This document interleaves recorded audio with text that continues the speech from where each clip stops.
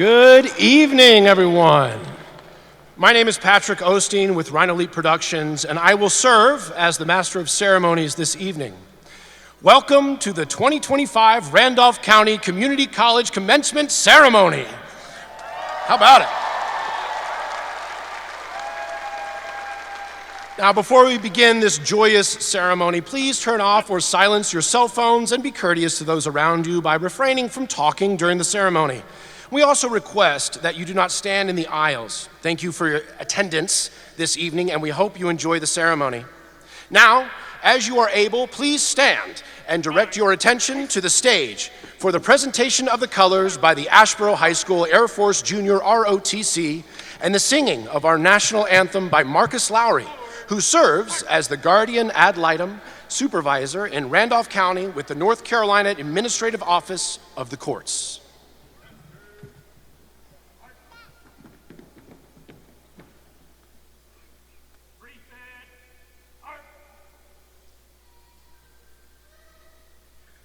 Oh, say, can you see by the dawn's early light what so proudly we hailed at the twilight's last gleaming, whose broad stripes and bright stars through the perilous fight, o'er the ramparts we watched, were so gallantly streaming, and the rockets' red glare, the bombs bursting in air, gave proof through the night that our flag was still there. Oh, say does that star-spangled banner yet wave o'er the land of the free and the home of the brave?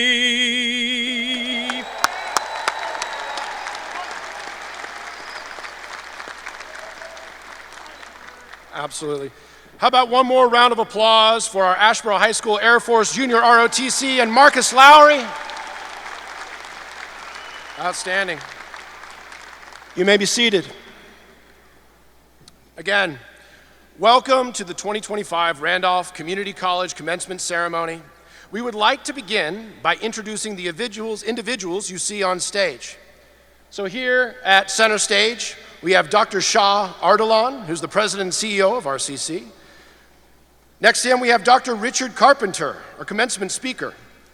Then we have Reynolds Lisk Jr., the chairman of the Board of Trustees. Dr. Richard Weldon, executive vice president and CFO. Dr. Lisa Johnson, vice president of learning and workforce development and CAO. We have Linda Brown, executive director of strategy and planning, and Lyra Faust, RCC Student Government Association president. There we go, we got some Lyra fans. And then, of course, stage right, which is our right here on stage for those theater folks. We have stage right, we have the Board of Trustees, starting with our chairman, James Gowdy, the vice chairman of the Board of Trustees, rather. And the following, who make up our Board of Trustees, that is Alvin Battle, Lisa Hayworth, Jonathan Matson, Robert Morrison, Cynthia Schroeder, Dr. Andrew Sykes, and Chris Yao. Then, on stage left, we have Melinda Udy, the Associate Vice President of Learning and Workforce Development, Gray Lane, Dean of Arts, Science, and Education, Tina Dixon, Dean of Health Science, Rose McDaniel, Dean of Technology, Design, and Public Safety, Amanda Bird, Dean of Transportation and Skilled Trades, Isai Roblendo, Dean of Workforce and Community Strategies, Matthew Price, Faculty Marshal, Scotty Dyke, Faculty Marshal, and Rebecca Kingston, Staff Marshal. And we would also like to recognize the Staff Marshals who help lead our students into the Coliseum but are not on stage, and that is Hillary Pritchard and Joey Trogdon. And now, it is my distinct privilege to introduce to you and welcome to the podium President and CEO of Randolph Community College, Dr. Shah Ardalan. Thank you, thank you. Good evening and welcome. What a blessing to have a professional theater company in our city led by Patrick and Jeremy. Now you know that it's going to be a fun event, so thank you. Thanks, Patrick. Thanks for having me, yeah. Welcome to all of you. As you might know, there are over 1,100 community colleges in this country. 58 wonderful community colleges in the state of North Carolina. I would like to welcome you to 2025 Community College that has been ranked #1 in the state of North Carolina and #2 in the whole nation.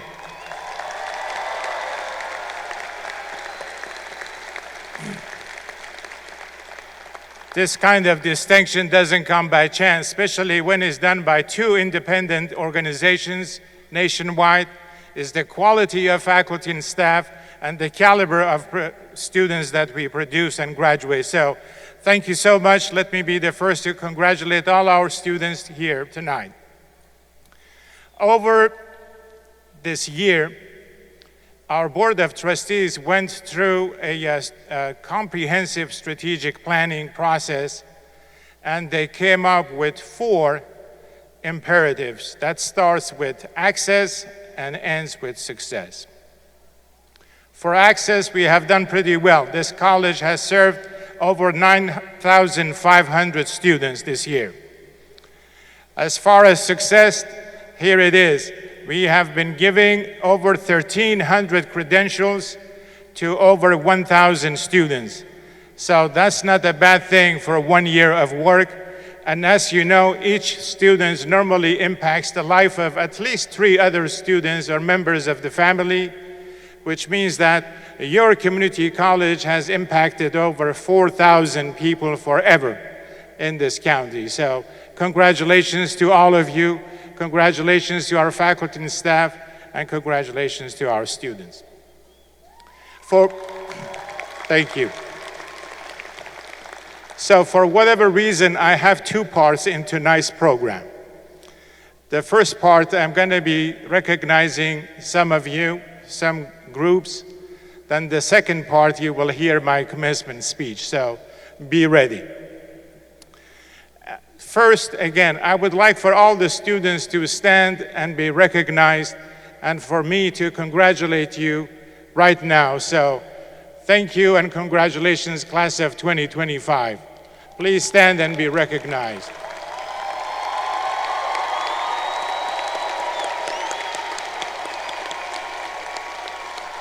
Now please turn around and help me thank all the faculty and staff and your family members that are here and the loved ones. Thank you all for being here.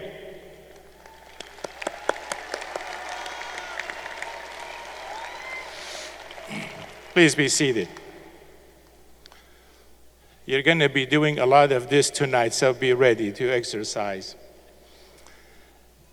Also, there is another group of individuals that I would like to thank, which is our VIP guests right here from the county, from the city, from community leaders, and also from our foundation board. I would like to say thank you. And also from the platform, many, many thanks to our Board of Trustees, to my leadership team right here, and especially to my friend and mentor and hero, Dr. Richard Carpenter. Thank you so much for accepting our invitation to be here tonight. And for your beautiful wife, Evelyn, thank you for being here. We appreciate you traveling along, and this bouquet of flowers are for you. So thank you for being here.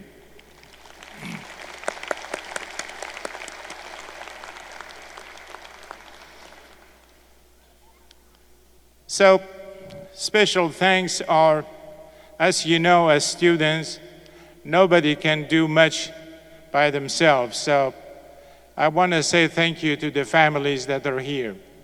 Thank you for all you have done for our students. And also, I want one last group to stand and be recognized. Anybody that has been impacted, either taking a class or some training at RCC, please stand and be recognized in the audience.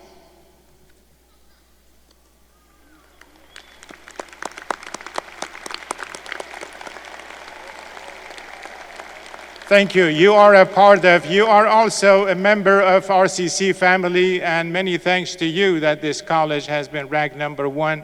This is your college, you built it, and now it's up to our graduates to keep this tradition going.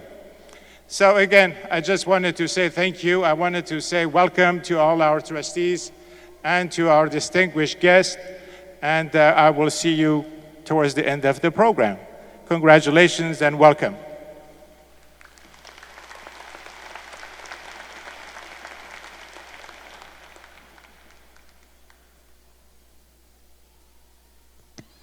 Thank you, Dr. Ardalan. It is now my pleasure to invite to the podium, my great pleasure, Miss Lyra Faust, President of the RCC SGA. I know you got fans in the house, to provide the student address. Let's hear it for Lyra, folks. Come on.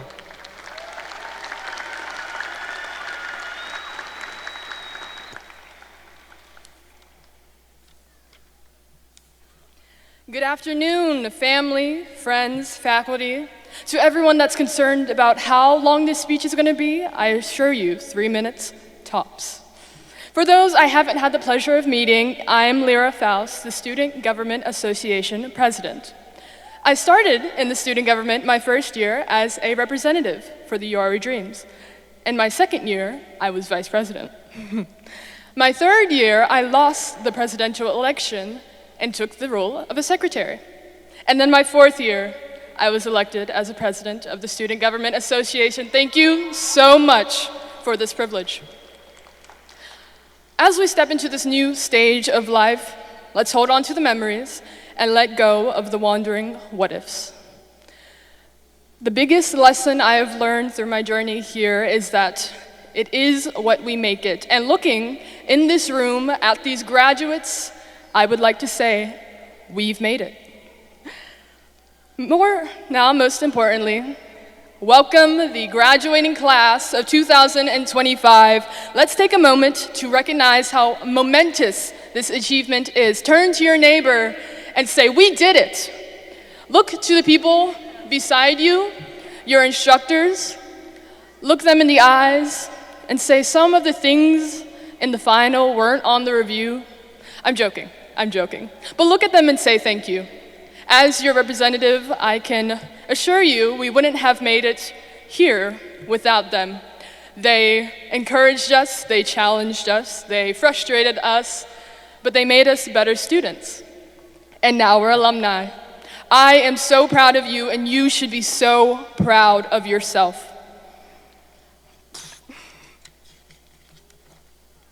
No matter what challenges you faced, remember this, you've made it this far. So go forward, and if you take nothing else from this speech, remember that we've already achieved greatness. Do not lose sight of your vision, and even glasses that are missing a screw and are taped together can still see. Thank you so much, and again, congratulations.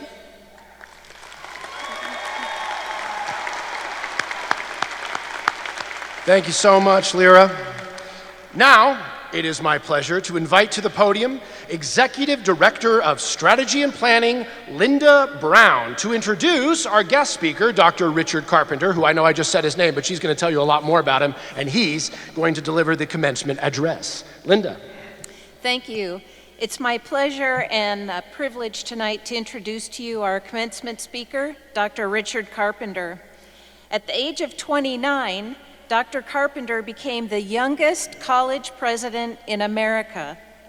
While he holds several college degrees, including his doctorate from North Carolina State University, what he talks about most is his community college degree.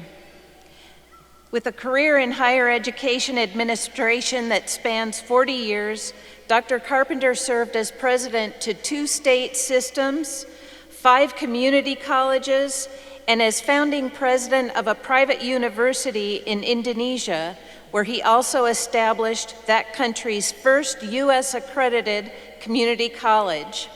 In Houston, Texas, he served as chancellor of a 6-campus community college, enrolling 95,000 students and 8,000 faculty and staff. Dr. Carpenter has served as guest lecturer for numerous universities, both throughout the United States and internationally. Early in his career, Dr. Carpenter developed a passion for job creation and economic development. In this capacity, he served on the Kentucky Governor's Task Force to recruit the Toyota manufacturing facility to that state.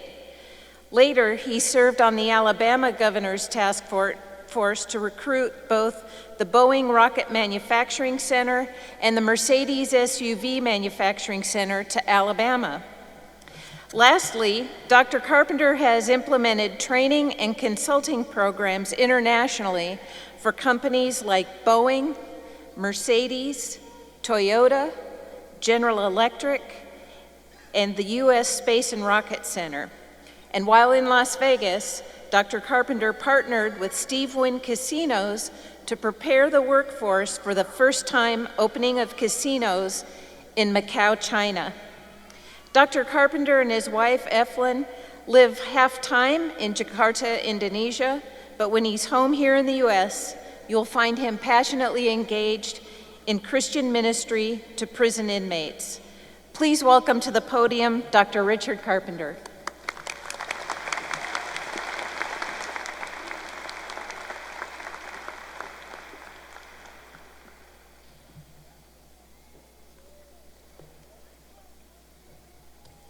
Good evening, everyone, and thank you. I want to give a very special welcome to everyone here tonight, but an extra special welcome to you graduates. It's such a privilege for me to have this opportunity to watch you move to your next station in life with such success and gusto. A more special welcome to my wife, Eflin, I'm very happy to have with me tonight. But graduates, let me be the first among many this evening to extend an enthusiastic congratulations. You set your goals, you persevered, and with the help and support of family and friends, you find yourself sitting here tonight in this spotlight of grand celebration of your success. And what do we call this evening's celebration? A commencement, right? And what does it mean to commence? Well, it doesn't mean to finish, does it? No, what we celebrate here tonight is a new beginning. Graduates, your new beginning. So my remarks will be directed not so much about what you have finished, but more about what you are beginning. Graduates, I'd like for you to consider with me now for what difference will you make in this world. Now, I only have about 15 minutes with you, so I need you to quickly open up your hearts and minds, for this will not be a traditional commencement address. Instead, I'm going to start by sharing with you a true story about a guy that I grew up with named Glenn Woodward. His story is one of hardship and survival, a story of kindness and gratitude. More specifically, his is a story of the impact that caring and compassionate people can make in this world. The difference, graduates, I know that you can make if you so choose. Now, as I share this story with you, I want you to understand that stories like this, they're unfolding all the time around you, and more. In a way, you might even say that this story is about you and some of the many people you will encounter in your life's journey. Now for the story of Glenn Woodward. Glenn was born in a poverty-stricken bayou community in Louisiana. His home was but a shack in the far corner of a cotton field.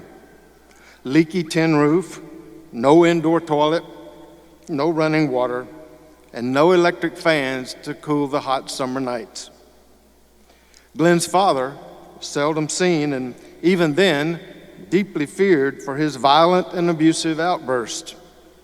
And Glenn's alcoholic mother, well, she was seldom seen either.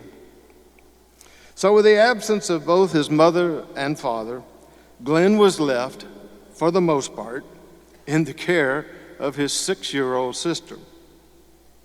Now, as you can imagine, food was hard to come by for the children, and over time, they both took on a noticeably unhealthy appearance.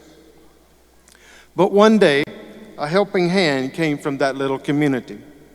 You see, a neighbor, not known to Glenn, took it upon herself to contact the state's Division of Child Protective Services to express concern for the children.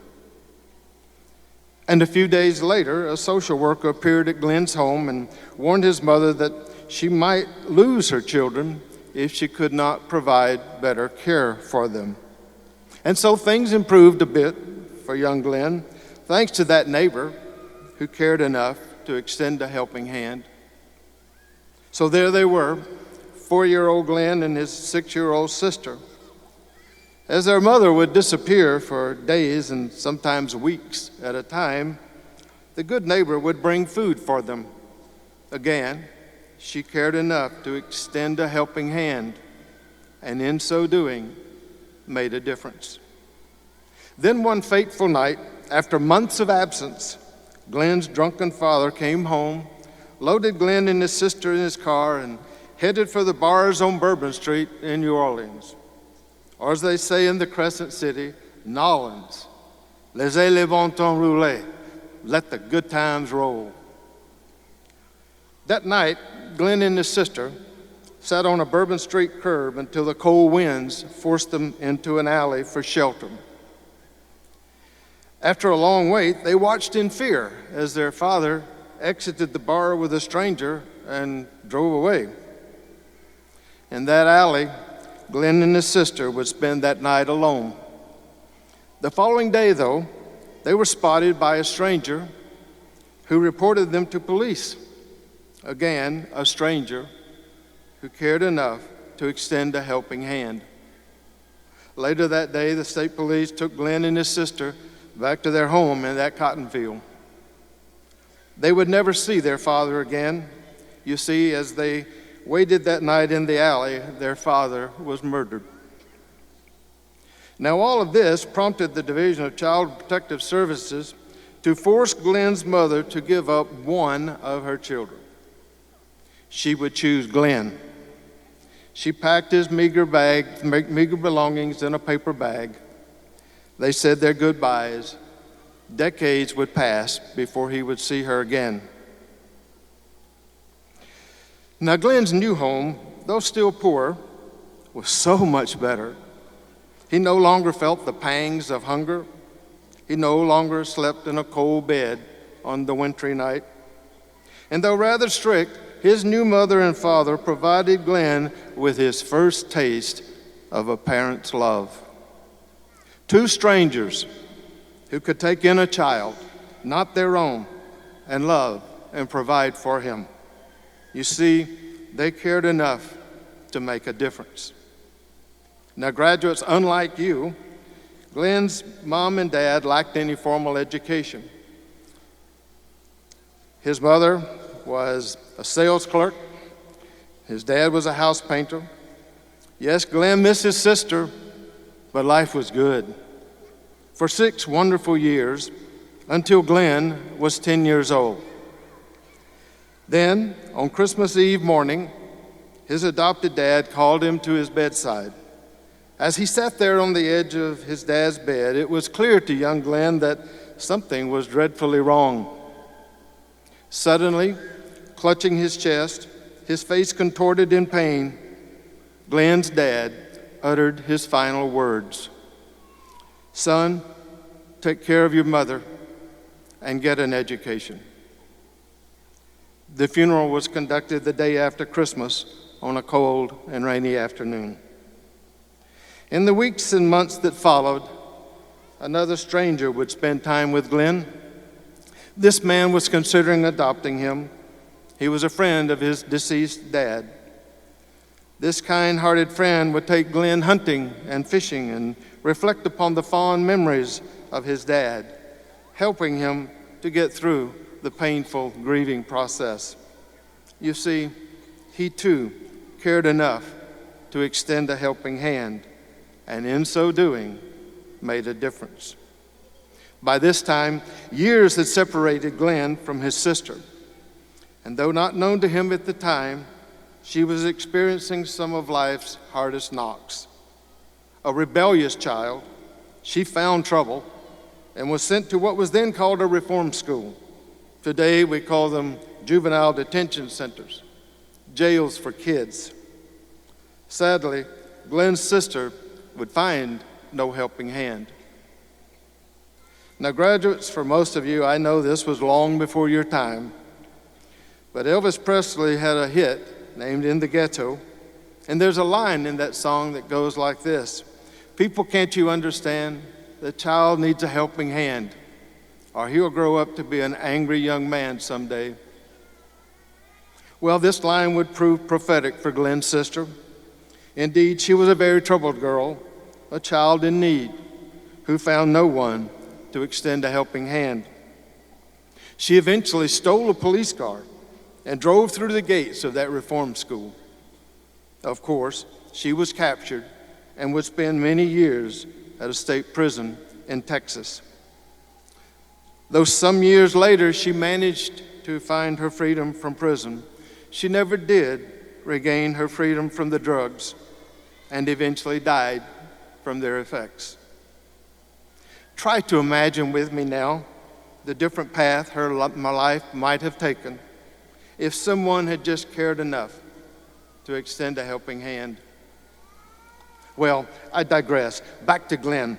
Shortly after his dad's death, financial disaster would befall Glenn and his adopted mother. They were deeply in debt, and her earnings were quite meager.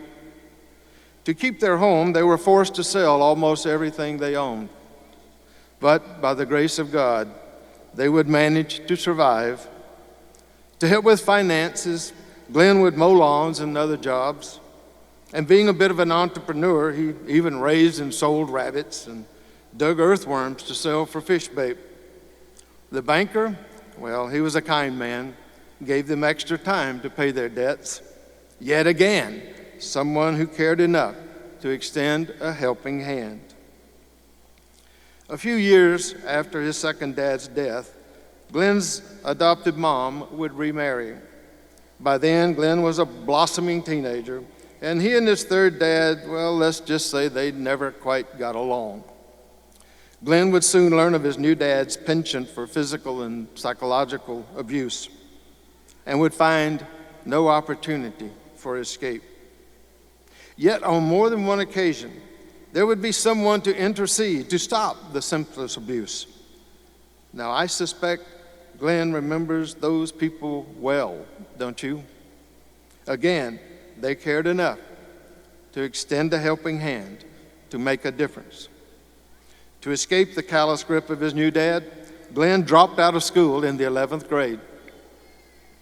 But as fate would have it, one of his teachers saw potential in Glenn and helped him enroll in a nearby community college. A helping hand, yet another who would make a difference. And like so many of today's community college students, Glenn took low-wage jobs to pay for college. But his college counselor intervened to get him some financial assistance from a government program for the poor, or as we would say today, the economically disadvantaged. Yet again, someone cared to extend a helping hand, and in so doing, made a difference. Now, graduates, why do I tell this story this evening? To make a point, you see. So listen closely now, because here is my point. Streets and houses, schools and churches, shopping malls, these things do not make a community. No, it's people who make a community, And kind and caring people make for caring and compassionate communities. In contrast, disinterested and selfish people make communities that look and feel, well, cold-hearted and selfish. As one who has lived all over this world, I can tell you from firsthand experience, every community is made up of a collage of people from one end of the kindness spectrum to the other. Always been that way, and I guess it probably always will be. The difference then from one community to another is the balance between those who care only for themselves and those with the capacity to care for others. Graduates, each and every one of you sitting here tonight is a part of that balance. Each and every one of you holds the power to make a difference. Now you may think, I have little money and even less power, what can I do? Well, reflect with me for a moment upon Glenn's story of all those people who together made such a profound difference in his life. How many were privileged or powerful? You can make a difference. Life offers us abundant opportunities to lend a helping hand to someone in need. Admittedly, someone who may not or cannot ever repay you. Now, this helping hand might take the form of some money or time or patience or some kind deed, or perhaps just a willingness to listen to their troubles. Think of such deeds as random acts of kindness and realize that such kindness is a contagious condition. It spreads like wildfire. By the way, I can tell you personally from a lifetime of living in all kinds of communities, these good deeds, your random acts of kindness, oh, they come back to you over and over through life. You see, that's how great societies are built. I ask you then to consider that what really matters is not what you take when you leave this world behind you. It's what you leave behind you when you go. Oh, and by the way, as we learn how to give, let us also learn how to receive. You see, no matter what your lot is in life, there will likely come a time when you find yourself in need. And if you've helped to build a compassionate and caring community, someone, perhaps even a stranger, will be there to extend a helping hand. When they do, be mindful that their act of kindness is not something to which you are entitled. It's a gift they choose to give. So take not these gifts for granted. Whatever they are, big or small, be grateful. Express gratitude. Graduates, perhaps you're wondering whatever happened to Glenn Woodward. Well, with the help of a legion of kind and compassionate people, Glenn went on to graduate from that community college. And inspired by his second dad's dying words, he kept on going, earning multiple college degrees, all with honors.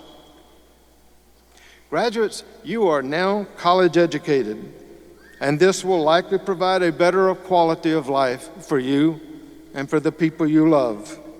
But always remember, none of us are self-made. Many people gave something of themselves to get you here tonight. Undeniably, some sacrificed more than others, but in every case, many people gave of themselves to get you in your seats tonight.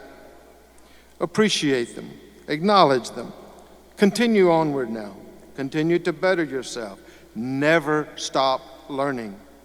Be kind to others, show compassion, seek opportunities to lend a helping hand.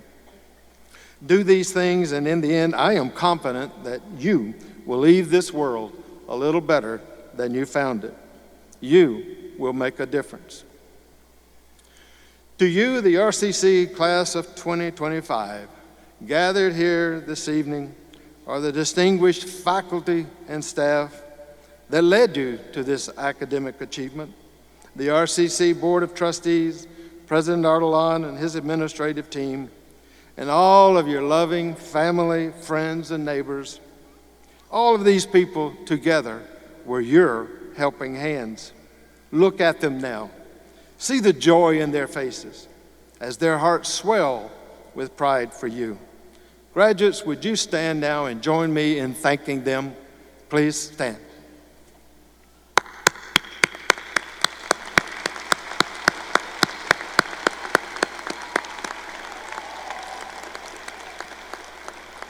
Thank you. Now, graduates, as my time with you draws to a close, some of you might be wondering just how I came to know so much about Glenn Woodward.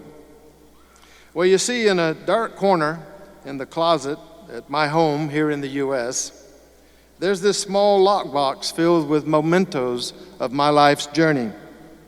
And every so often, I open that box to reflect upon those memories and to remind me of the unbridled power of kindness and empathy.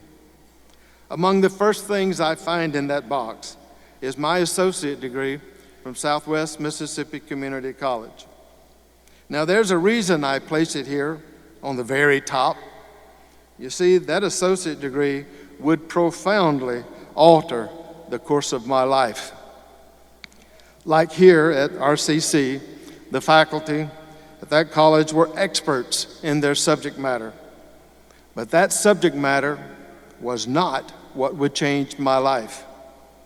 No, the years have taught me nobody really cares how much you know until they know how much you care. And graduates, wouldn't you agree the Randolph faculty are the absolute best at this?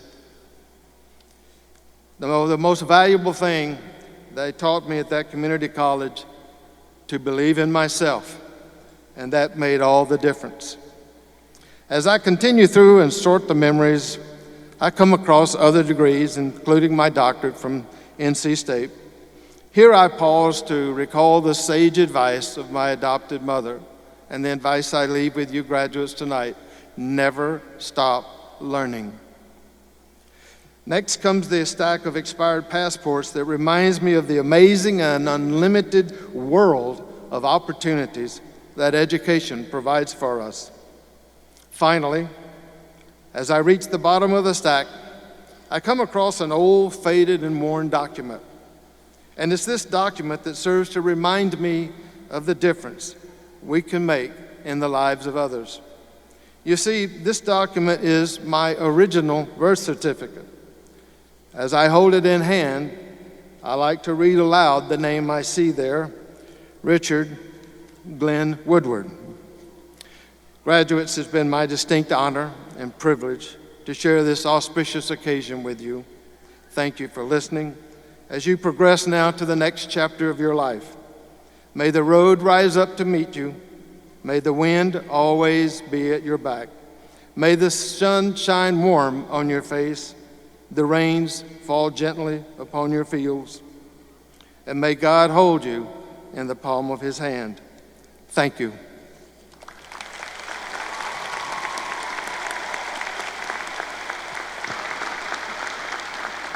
Dr. Carpenter, thank you for those inspiring words, and thank you for that incredibly powerful story. I'm sure it will echo with all of us for years to come, and maybe more of us will look for opportunities to lend a helping hand and to make a difference. Now, if you would actually make your way back to the podium, Dr. Ardalan is joining you, and we'd like to present 2 special scholarships given in your name and honor. So, Dr. Carpenter, if you'd join Dr. Ardalan back at the podium for us.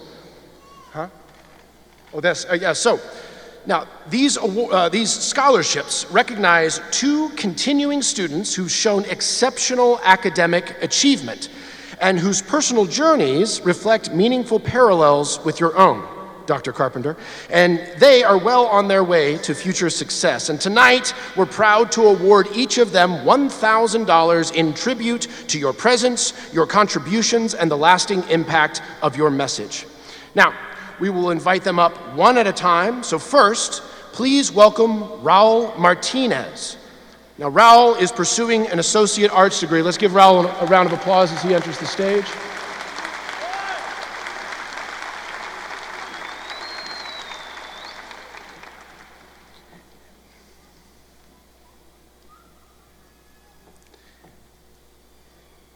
Next, please welcome Alana Zadanyi. Alana is pursuing her early childhood education and then plans to transfer to get a berth to kindergarten degree. Let's hear it for Zidane, or Alana Zidane, rather. Good. Let's give both of these deserving students one more big round of applause.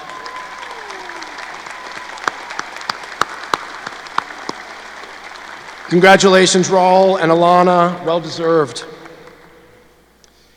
It is now my pleasure to invite to the podium Vice President of Learning and Workforce Development and CAO, Dr. Lisa Johnson, for the presentation of degrees, diplomas, and certificates.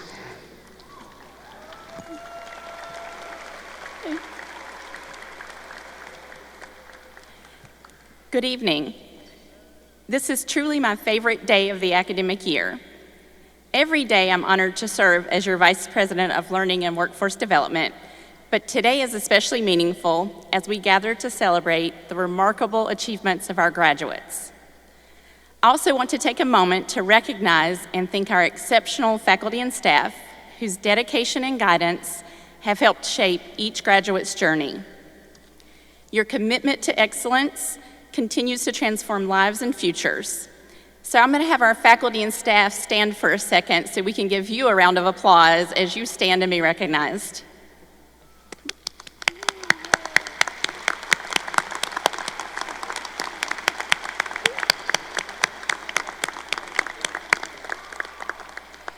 We truly appreciate your contributions to our students' success.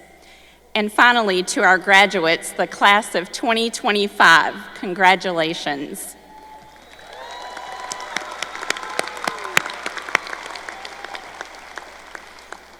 Your hard work, perseverance, and determination have brought you to this important milestone. And we are incredibly proud of all you've already accomplished. We wish you continued success, fulfillment, and opportunity in all that lies ahead. You will always be a part of the RCC family, or hashtag Hardshell Nation, and we can't wait to see the impact you'll make in the world. So we've now come to the time you've all been waiting for. Candidates for graduation, as you're able, please rise. That's you, class of 2025.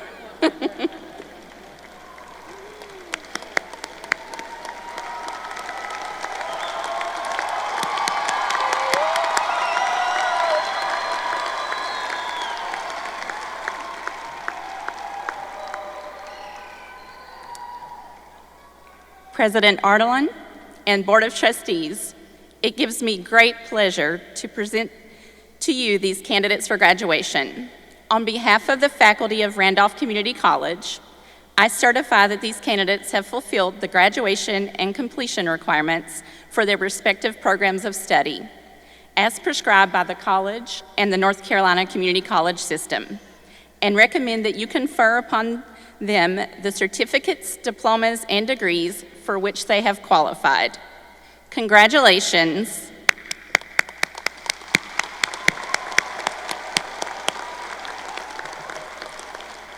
You may be seated briefly just as we prepare to call your names.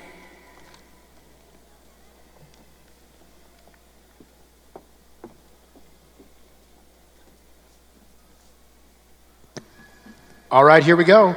It is now my pleasure to invite to the podium Chairman of the Randolph Community College Board of Trustees, Mr. Reynolds Lisk, Jr. That's you, Reynolds, come on. Let's hear it for Reynolds Lisk, Jr. How about it, everybody?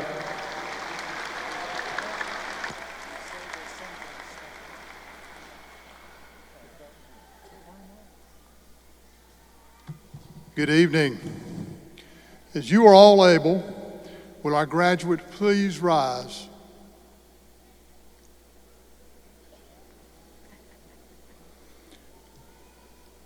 On behalf of the Board of Trustees, I hereby proclaim you graduates from Randolph Community College. You may move your tassels at this time.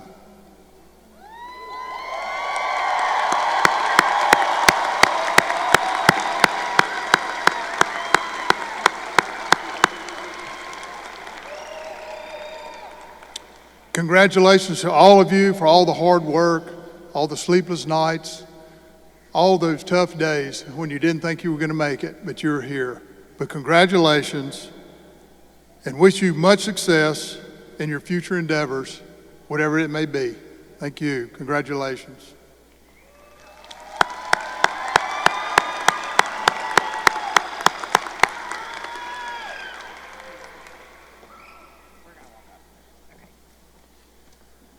Okay, y'all got to sit down again. Okay. We would like to take a moment to honor a graduate who couldn't be with us this evening. Unfortunately, she's in the hospital, but we wanted to let her and her family know that she is in our thoughts and prayers. Her name is Priscilla Bautista Chawiz.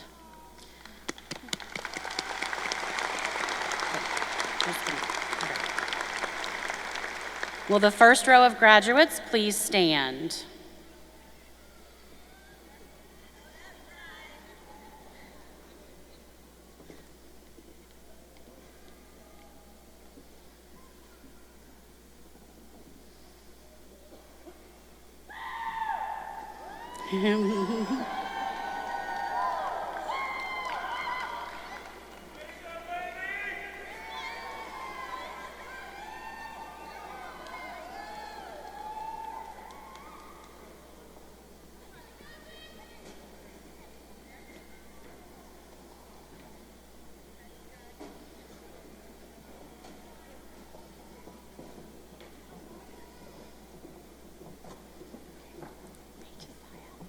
Josiah Cheek. Okay, hold on, slow down. John Dorset. His.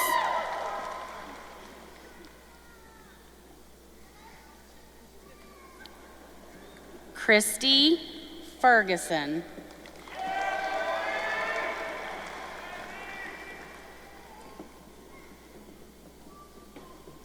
Janae Graham.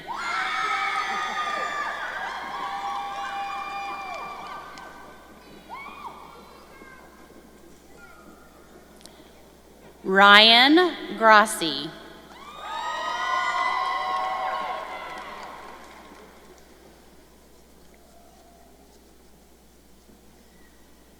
Ariel Martin.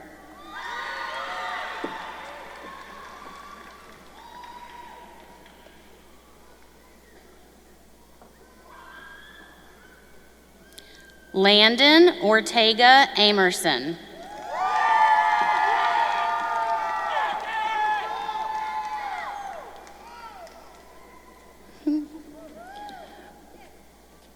Fowlin Ragusa.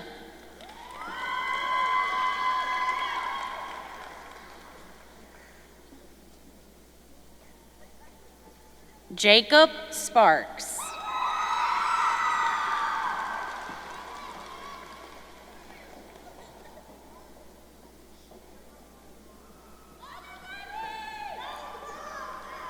Carmelita Thomas.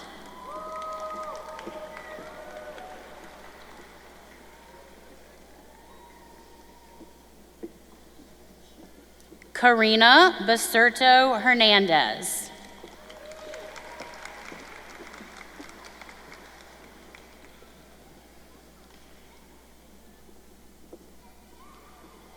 Starla Beeson.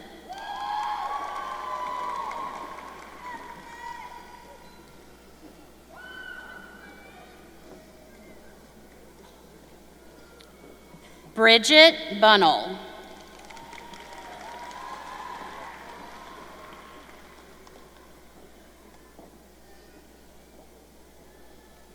Christopher Capron.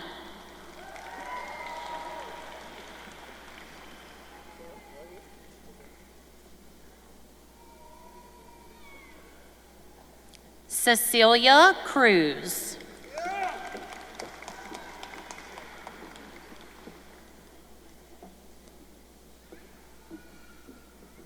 Kristen Dawkins.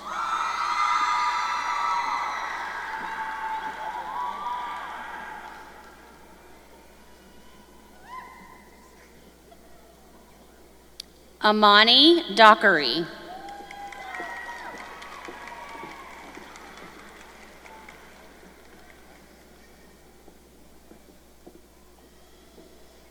Amberlyn Eimer.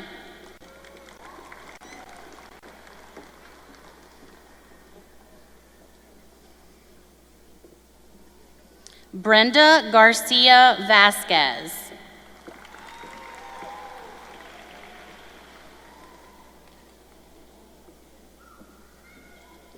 Austin Harris.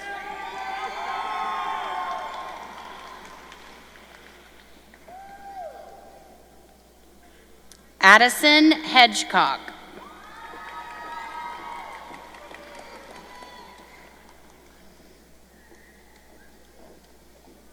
Antelma Lopez.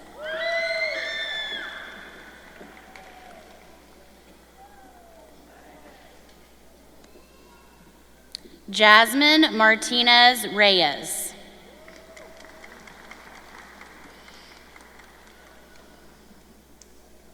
Itzel Romero Lopez.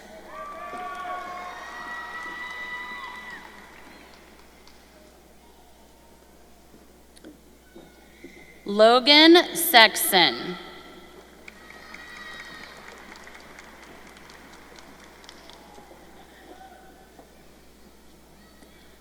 Ricardo Torres.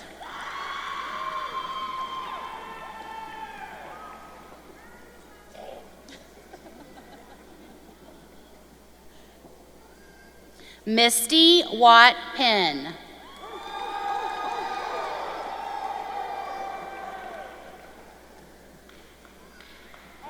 Samuel Webster.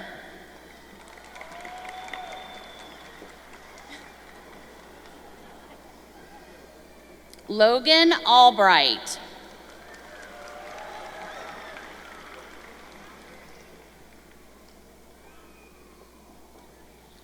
Morgan Baker.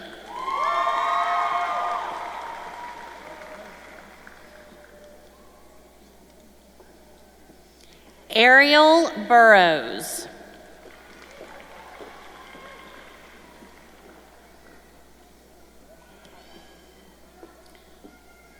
Lauren Bird.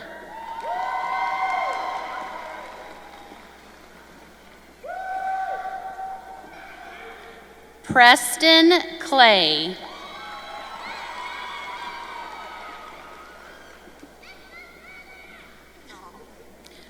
Joshua Collins.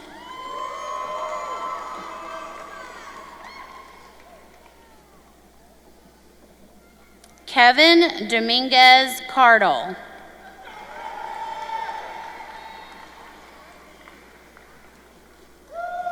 Alexis Flowers.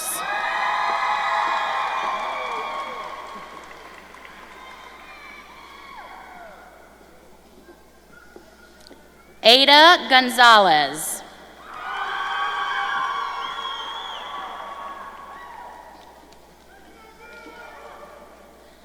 Jocelyn Gonzalez Juarez.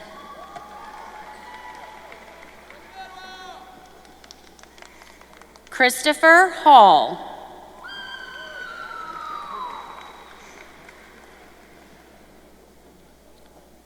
Dakota Hicks.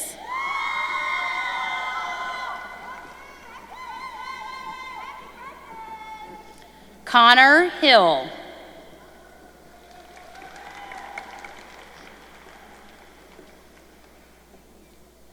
Paul Holmes.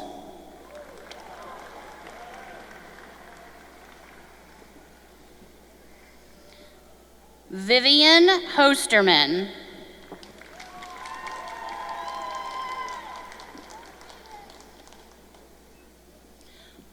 Brianna Hubbard.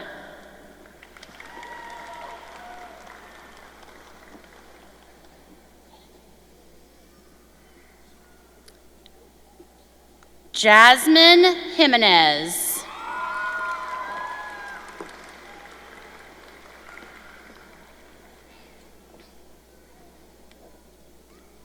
Malika Khan.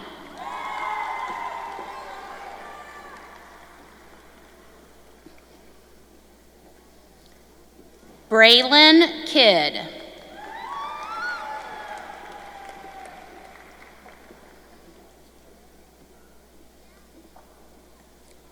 Minerva Laura Torres.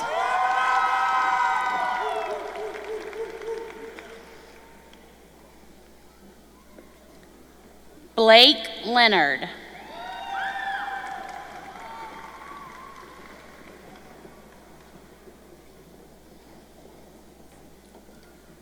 Jonah Leva Cordova.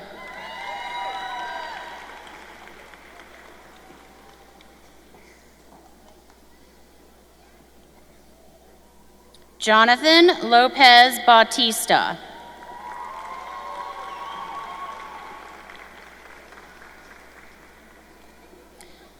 Marisol Lopez Mondragon.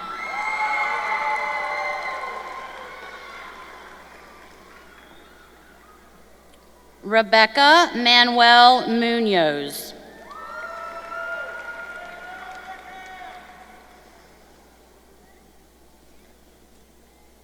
Jeremy Markle.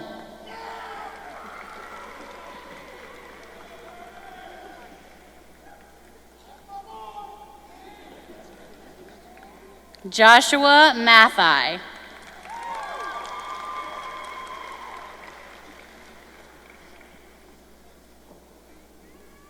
Peyton McBride.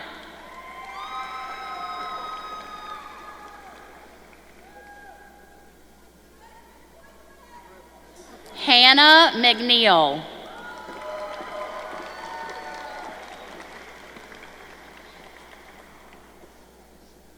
Omar Miramontes.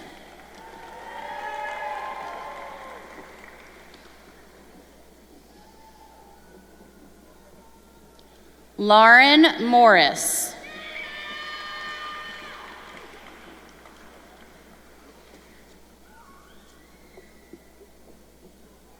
Addison Murphy.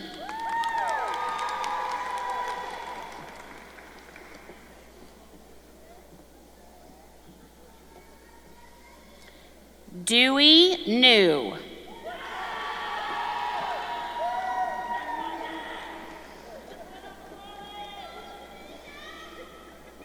Alize Orozco.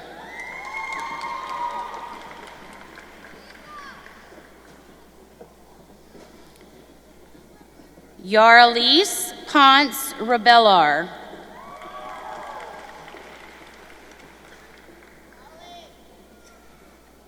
Anna K. Poole.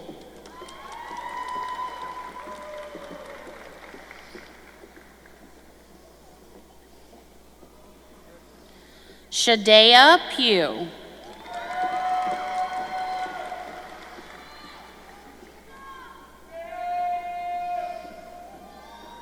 Jesse Queen.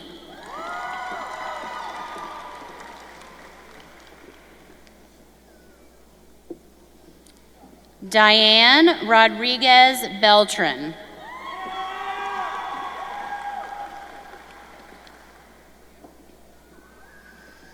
Hunter Shackelford.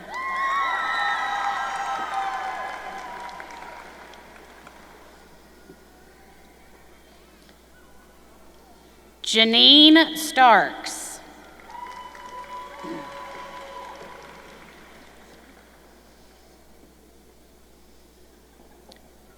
Zachary Taylor.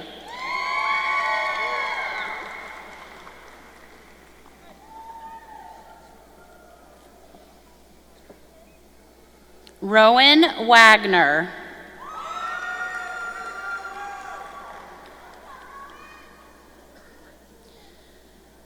Raylene Walker York.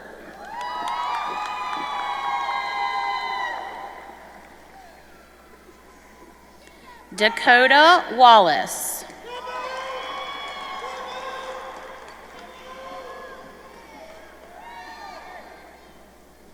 Kayla Wallace.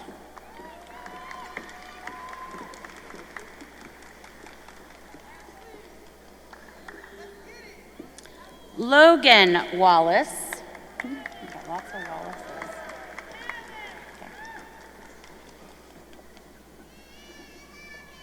Holly Webster.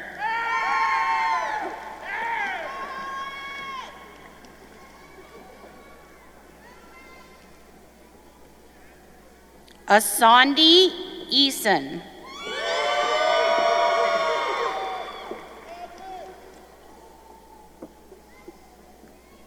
Melissa Taylor.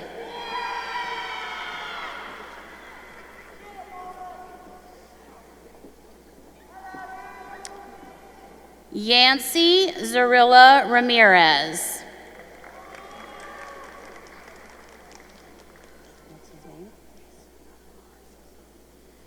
Jesus Aguilar Sosa.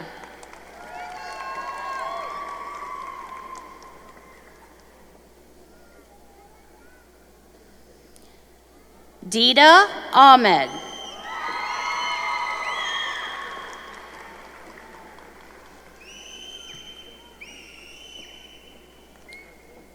Noah Alsbrook.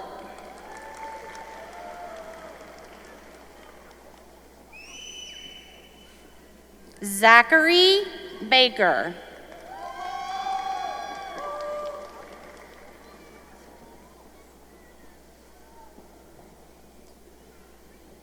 Brooke Bolick.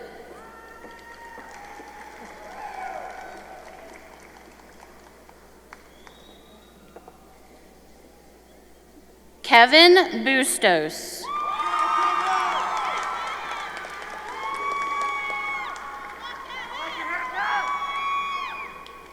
Luis Chavez.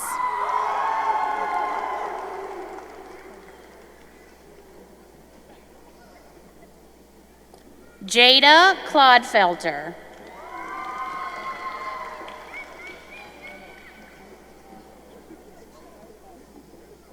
Ashley Cooper.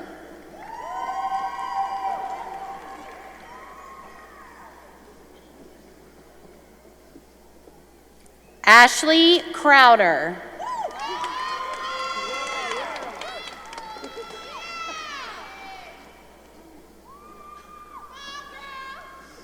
Ryan Davis.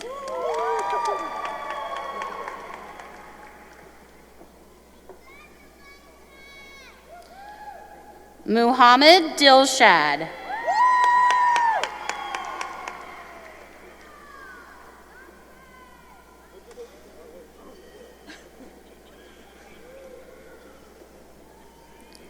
Abigail Dunn.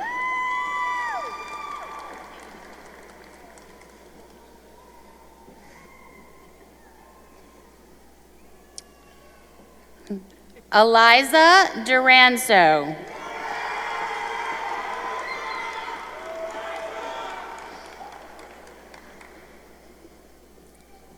Brian Ear.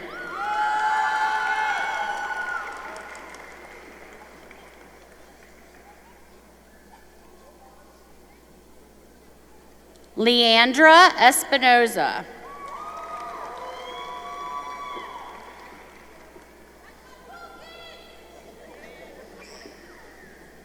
Iman Fatima.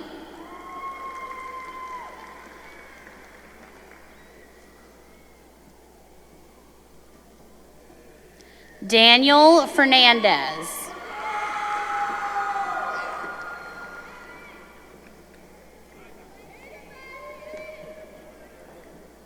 Amner Flores Tudel.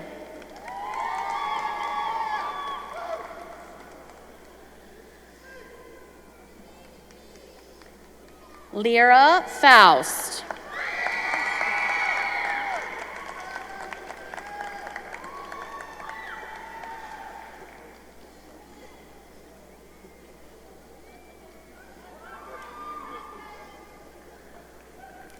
Katie Fuller.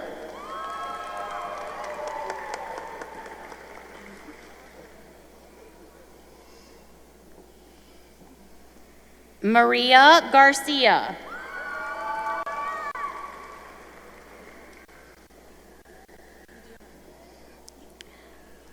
Akijiana Granberry.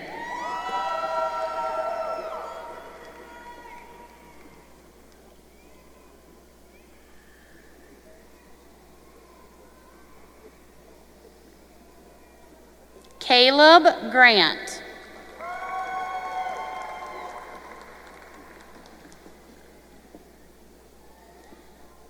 Delaney Green.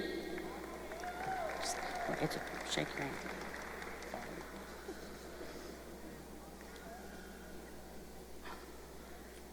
Spencer Hammer.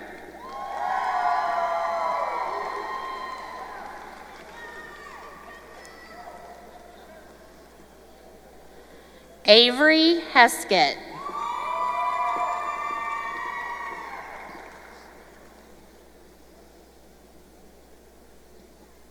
Harmony Huggins.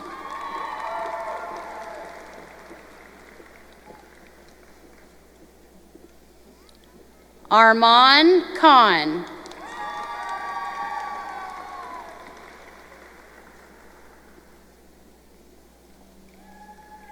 Bethany Latham.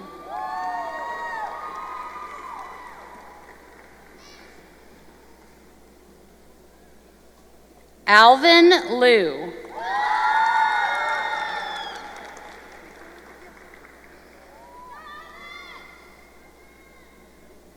Austin Mahar.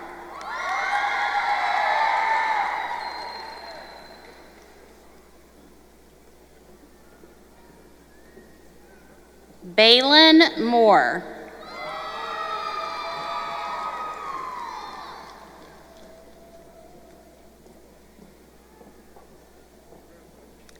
Cody Neem.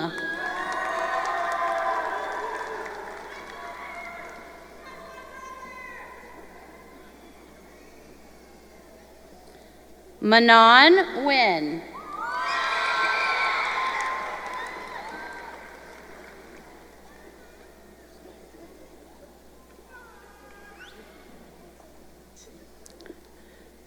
Jasmine Palma.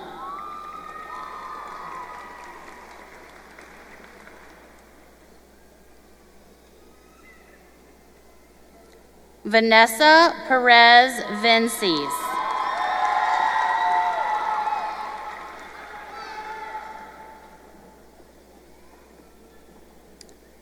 Lisbeth San Juan Raingal.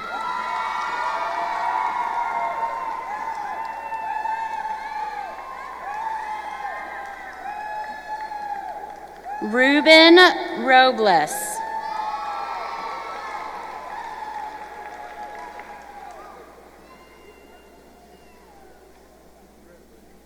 Sophia Rubio Cortez.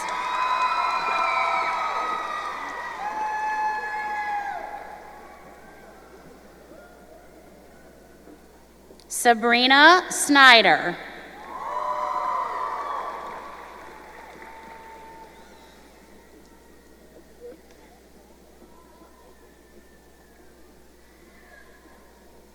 Raven Steverson.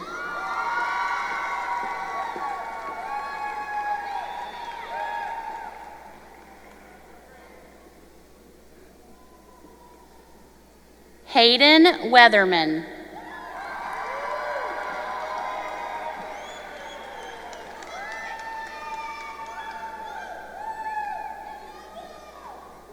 Mackenzie White.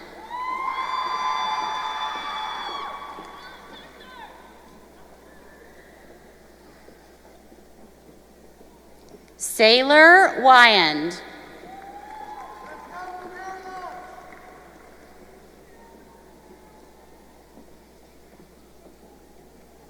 Lisbeth Bahana Martinez.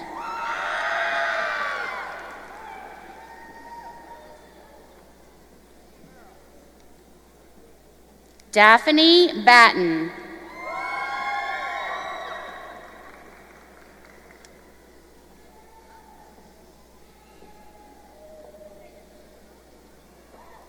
Caitlin Boland Bunch.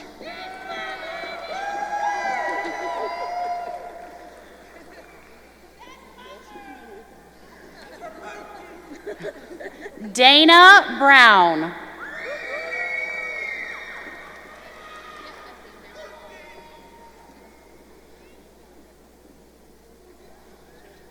Ashley Hedrick.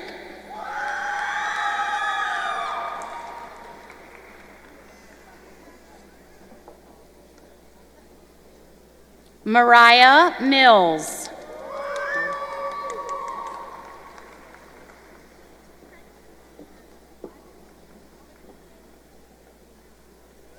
Melissa Osborne.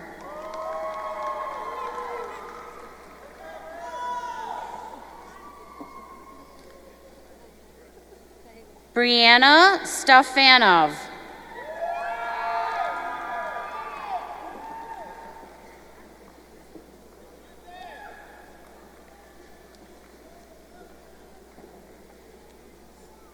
Kathy Turpin.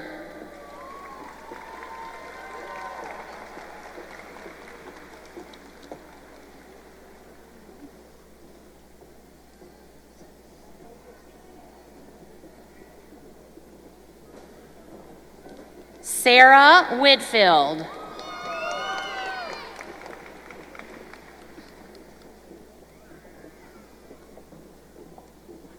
Maria Windsor.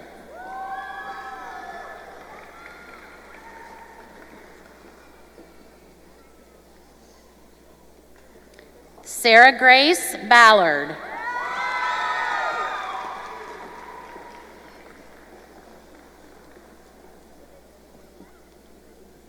Brianna Bryant.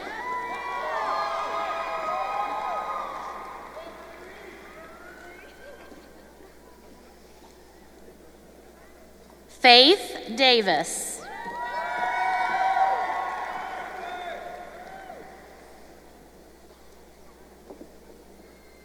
Olivia Davis.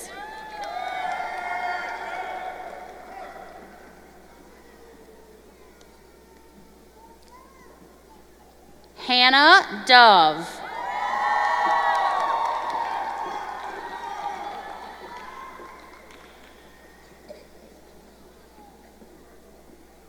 Josie Goodson.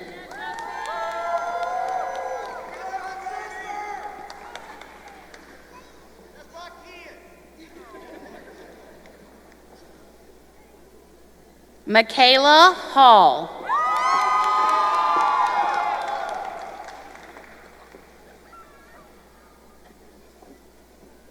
Austin Key.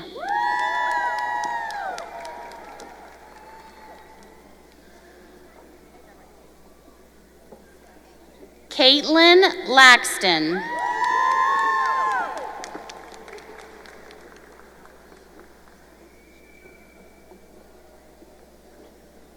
Ashley Lemus.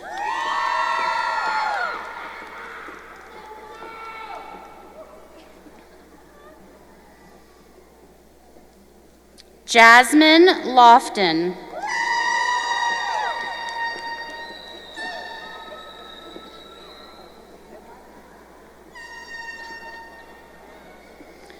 Alexis Murray.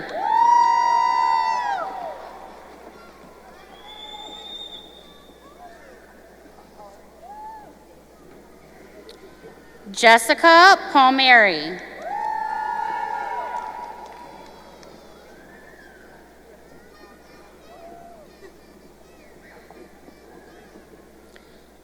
Stormy Autumn Rain.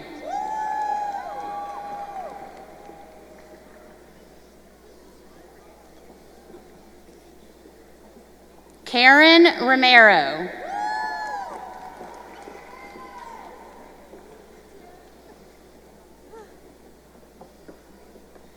Hayden Sands.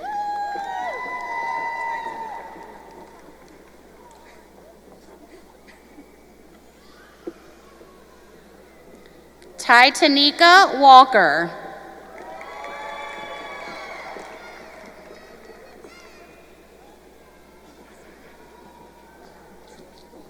Lacey Bennett.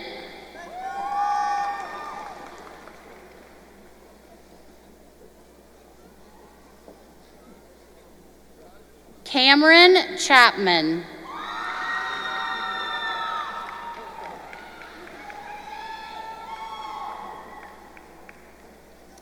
Kayla Miller.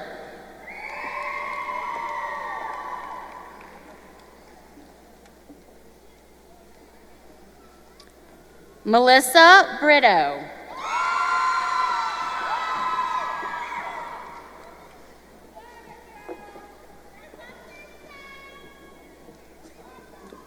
Rachel Moore.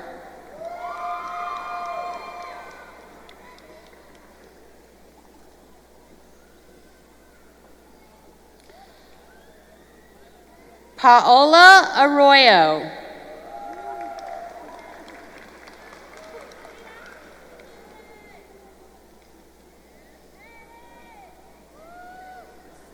Ashley Barrios.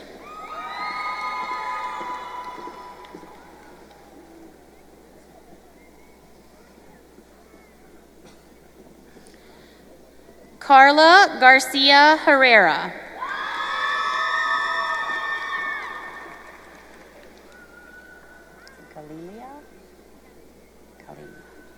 Galilia Nava Medina.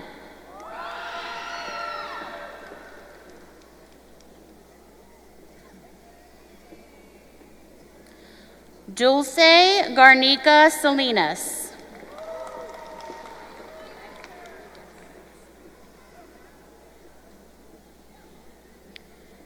Courtney Herring.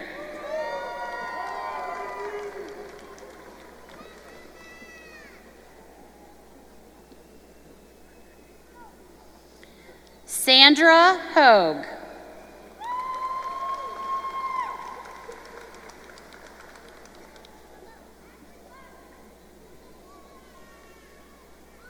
Tiffany Royal.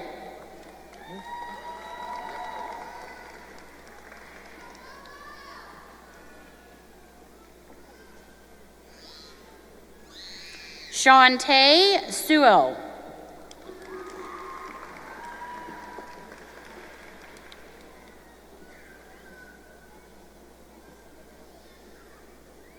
Kayla Calicut.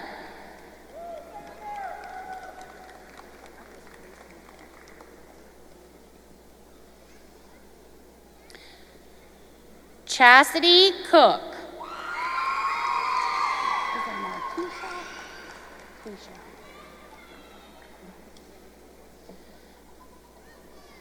Marquisha Whitaker.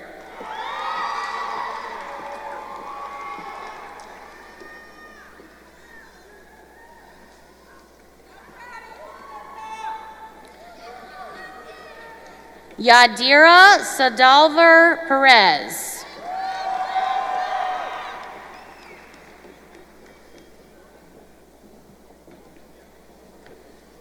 Cheyenne Scott.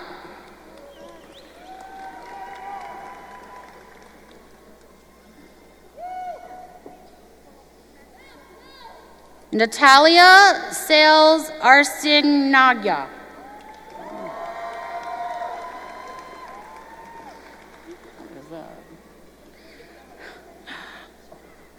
Olivia Wright.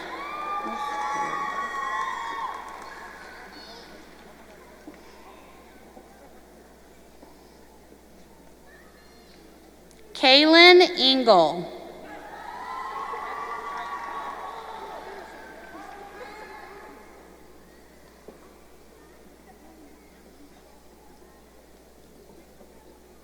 Kaylee Diamore.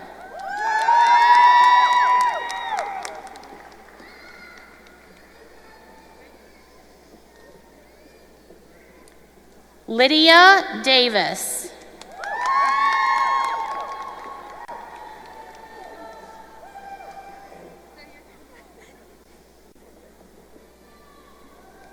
Daniel Dockery.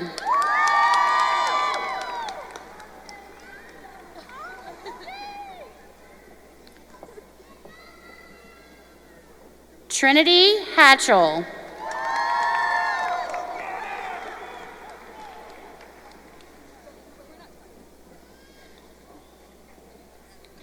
Brooke Parks.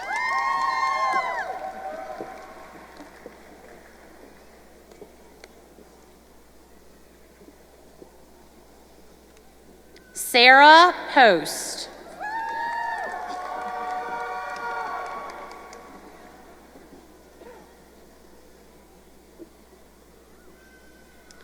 Lena Rivero.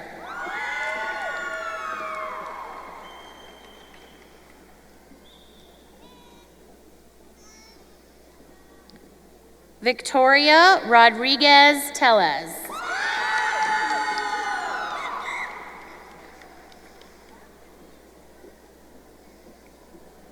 Rachel Rushbrook.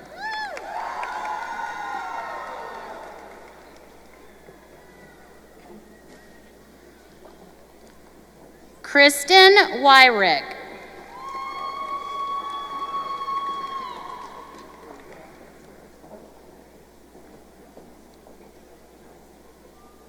Sky Bell.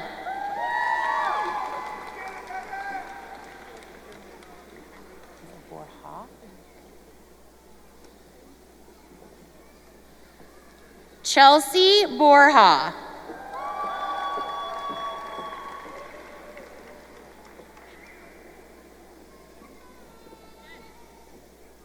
Josina Jenny Bringus.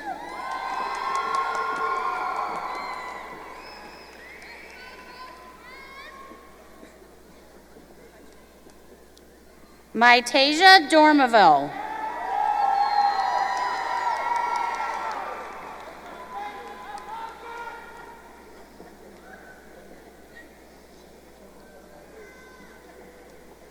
Carly Everhart.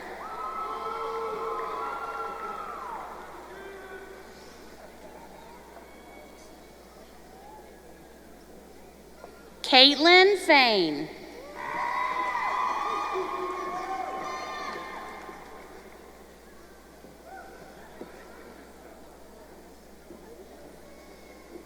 Hannah Fisher.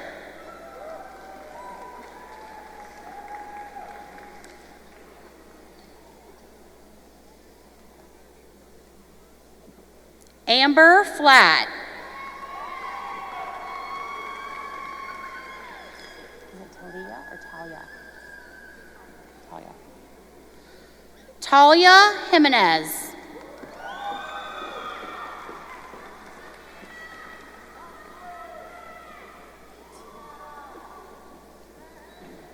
Kensley Jordan.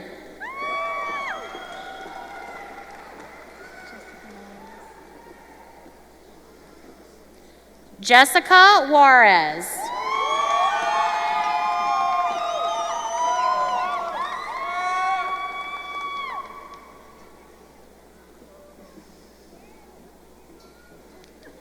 Emma Langley.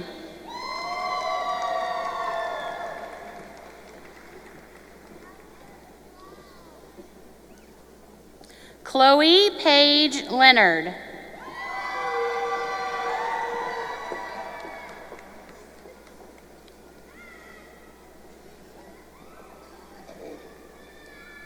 Jacqueline Maldonado Aguilar.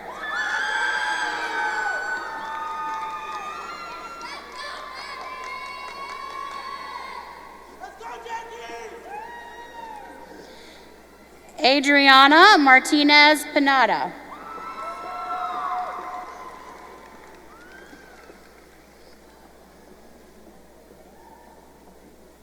Olivia McCollum.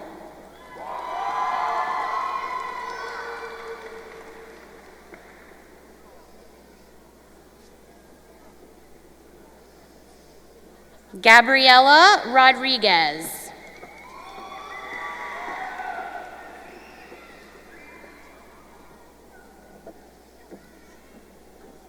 Crystal Rogers.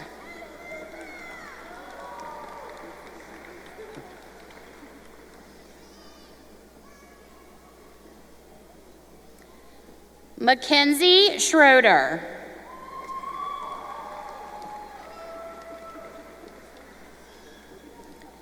Is it Sheila? Leland Sheeler.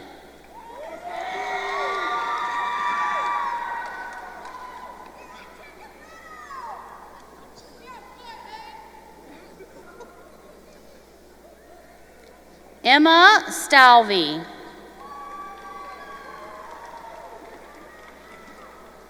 Me, Ellie? Not Ellie. Nayeli Torres.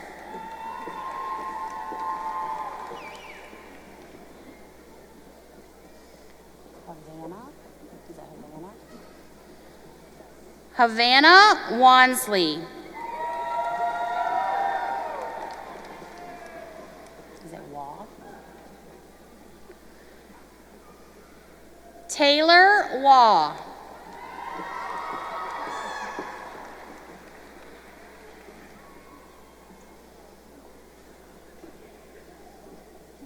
Crystal Williams.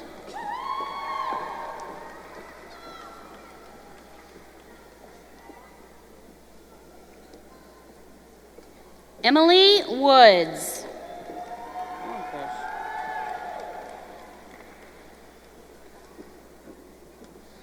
Alejandra Botello.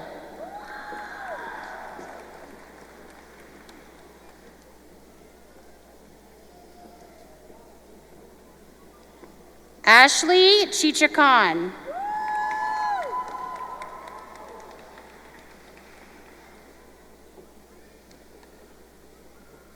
Jasmine Pratt.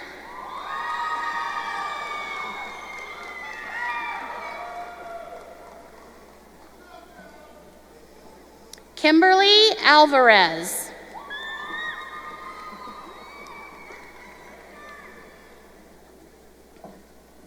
Is it Andrea? Andrea Arce.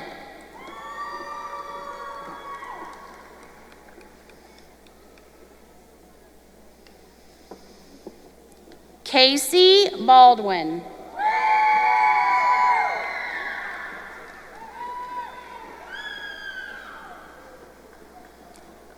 Haley Bill Laughlin.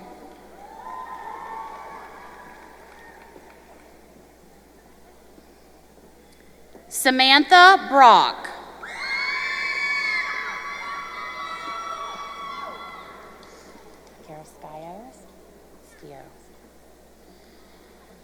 Jade Carrasquillo.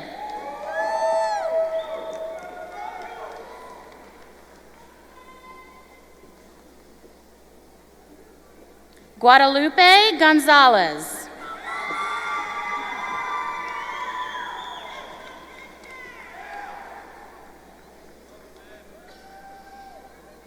Blakely Justice.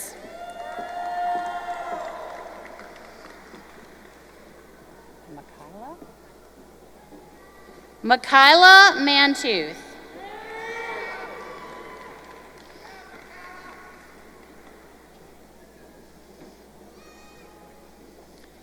Daniel Mendez.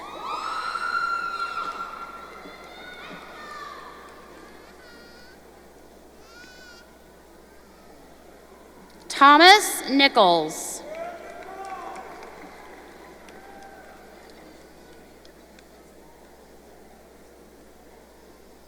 Cassie Lynn Parnell.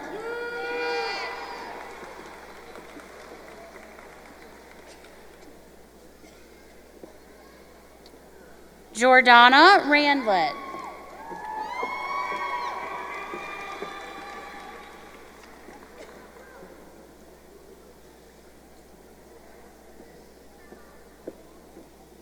Alexis Schaffner.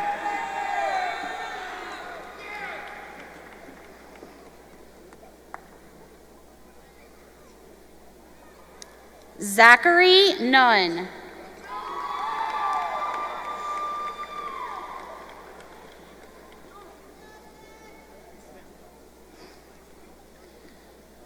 Stefan Nitz.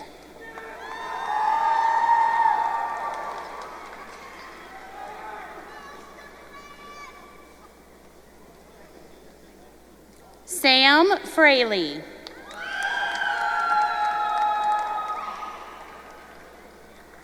Say it for me. Benjamin Greishaber.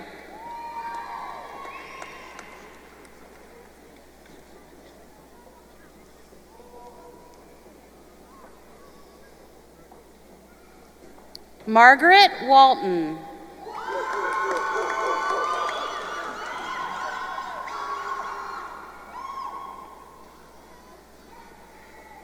Jeffrey Wayne Gray, Jr.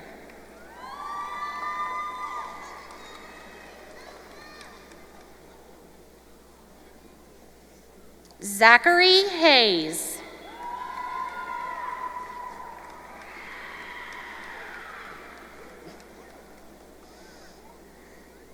Mason Johnson. Damian.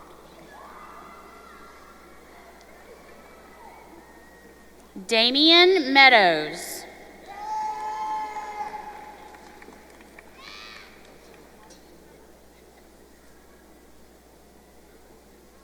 Christopher Rudd. Elena.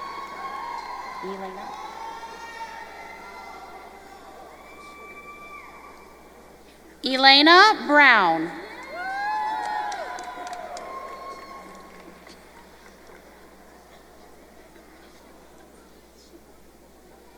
Rosemary de los Santos Ramirez.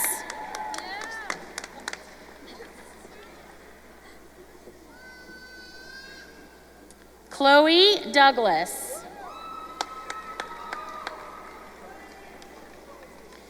Is it Char or Char? Charlene. Charlene Garcia.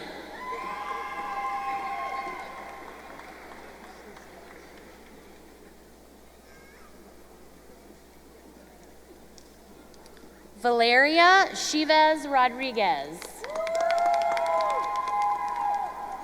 I love your name. You have a great name. Sol Hemingway.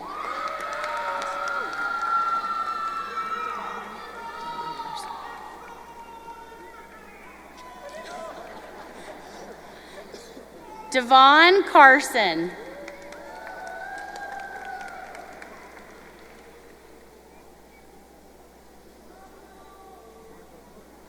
Haley Hewlin.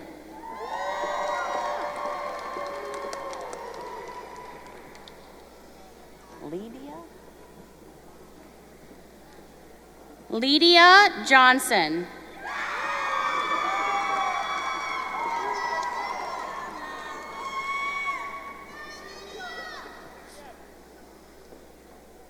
Jimmy Luna Sanchez.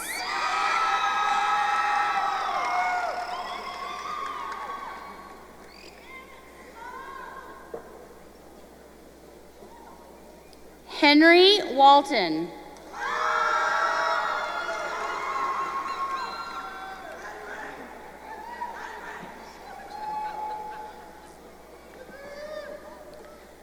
Boyce Goldston.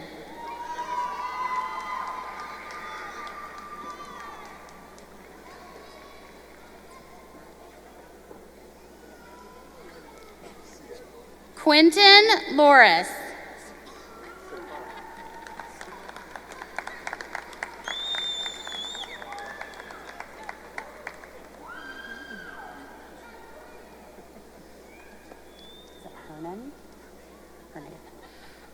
Hernan Rios Hernandez.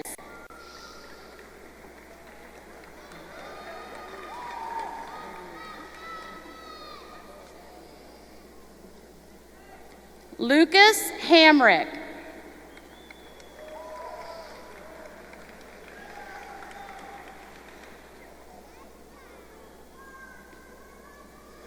Christopher Harris.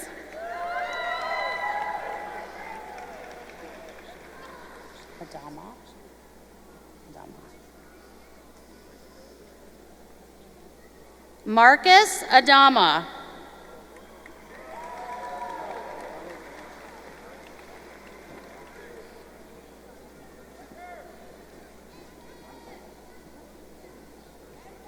Caleb Harwood.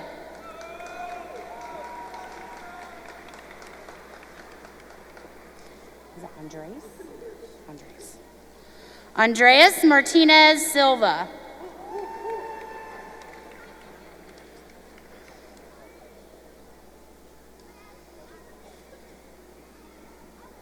Abraham Garcia Cruz.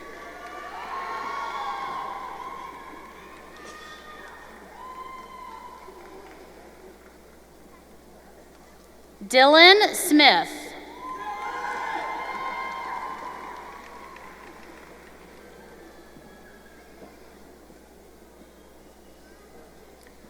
Christian Delgado Rodriguez.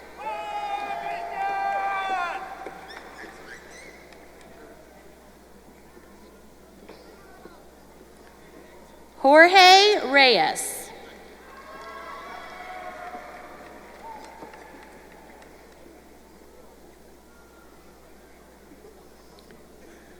Jose Barrios. Is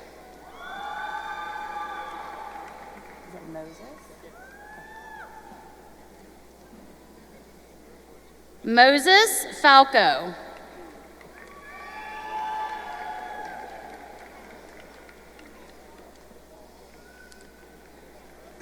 Mario Lopez.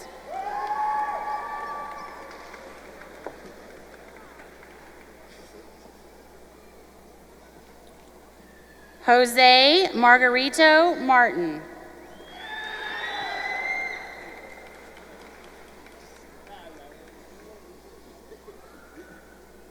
Federico Vasquez.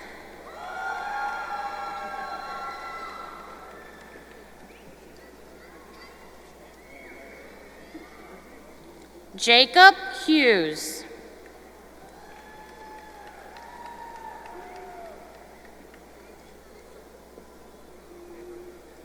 Jacob Wilson.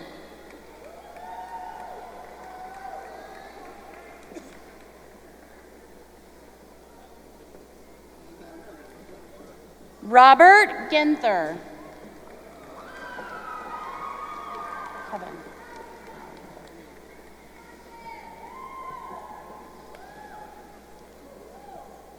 Kevin DePaz Gonzalez.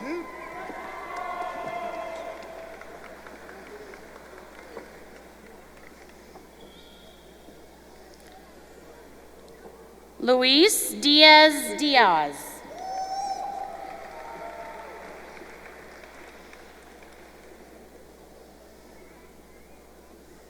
Edgar Osorio Perez.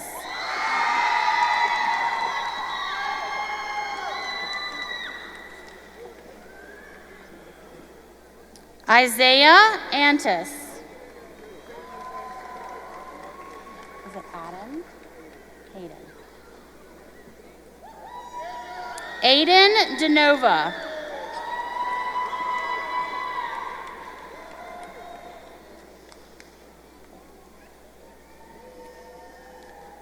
Neil Rice.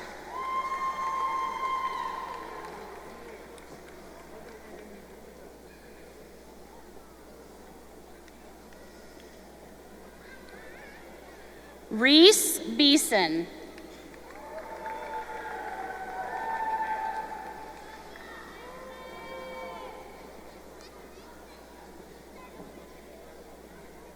Aiden Burgess.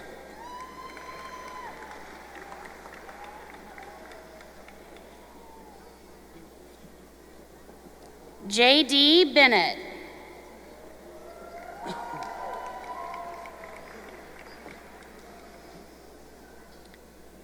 Jesus Torres Leon. Is it Abston? Okay. Caden Abston. Asbel. Jersey Asbel.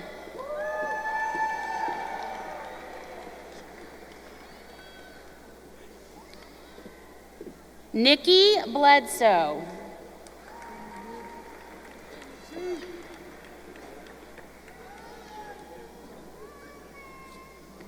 Corbin Britt. What did I do? What is it? Nikki Bledsoe? We didn't get a card from you. Aaron Bowser.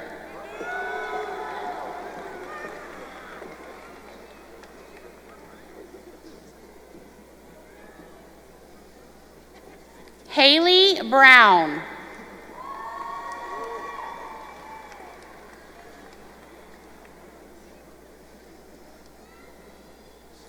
Jonathan Chavez.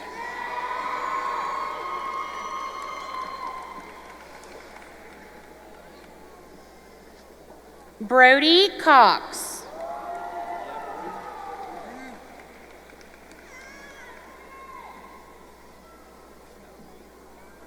Craven Cox.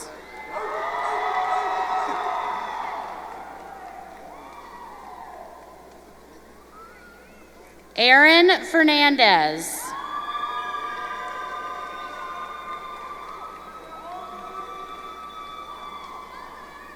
Kinsley Fox.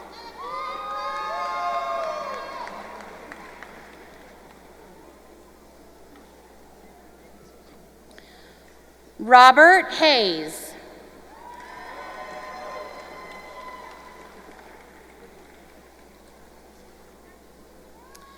Max Vanoy.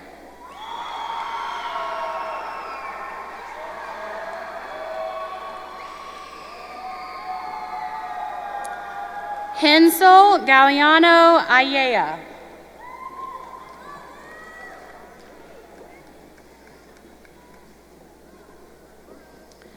Zachary Ballman.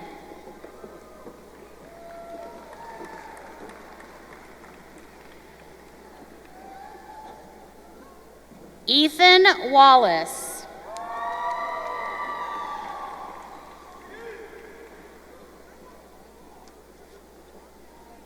Veronica Aguilar.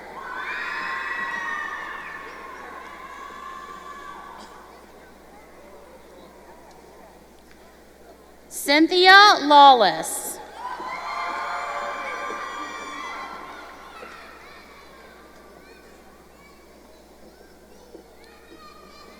Christian Lopez.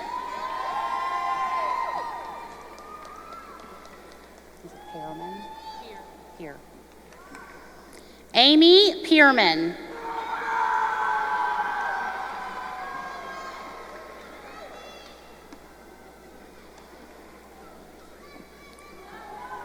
Adina Person.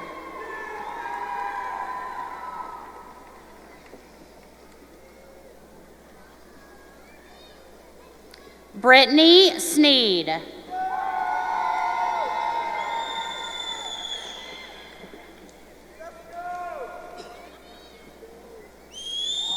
Haley Vasquez.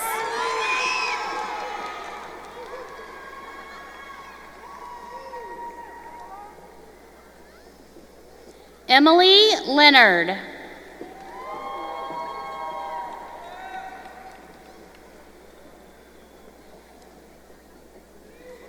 Rebecca Manus.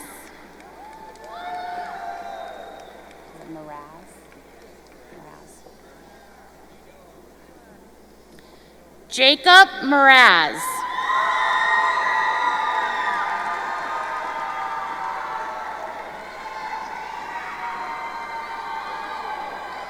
Carly Carter.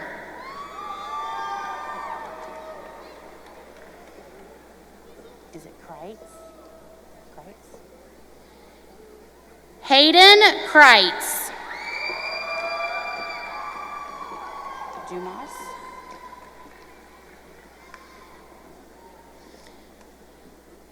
Pandora Dumas.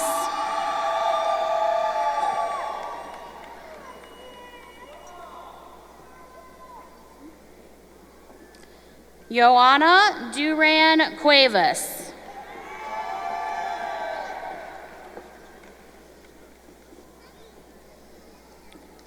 Sarah Flowers.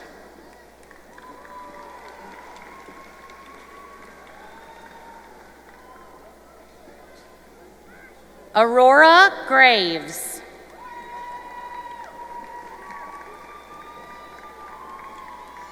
How do you say your last name? Guevara. Lexley Guevara.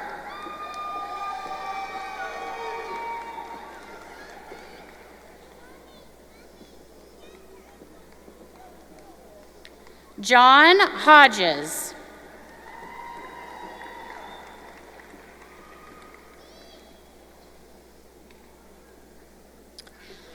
Reina Jimenez Cruz.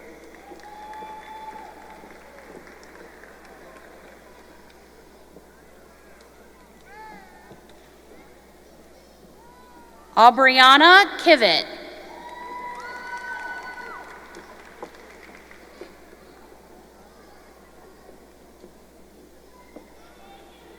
Cassie Macon.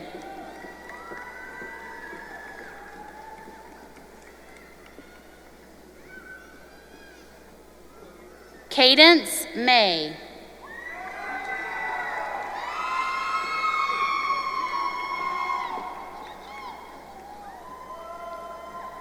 Caitlin Miller. Is it Jocelyn? Okay. Jocelyn Rivera. What's your last name? Kagan Scrimshire.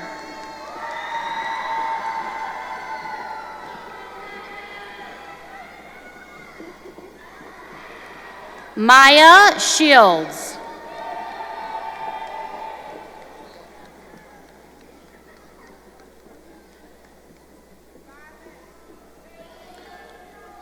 Adelina Soto Ramon.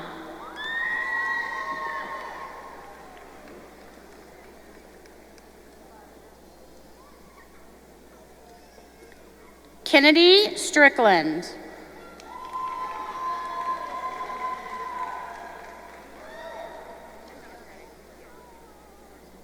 Tyler Wall.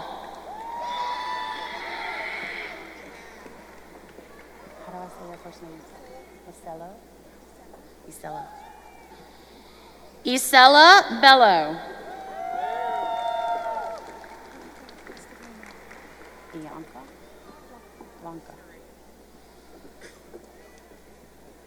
Blanca Castorena.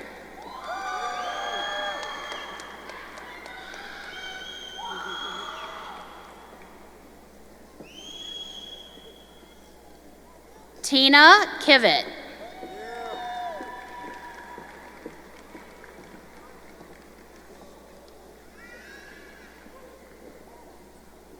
Angela Lopez.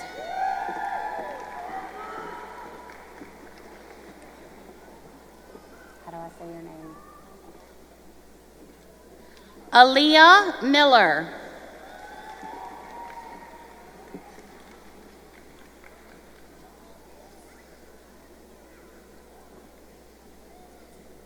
Kylie Tucker.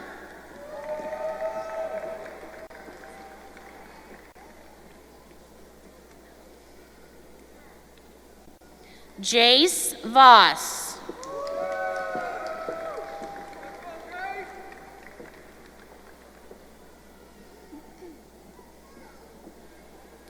Bethany Witcher.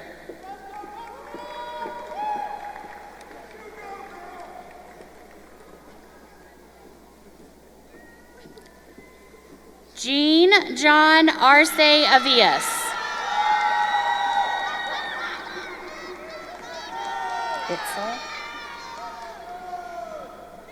Itzel Galvin Briones.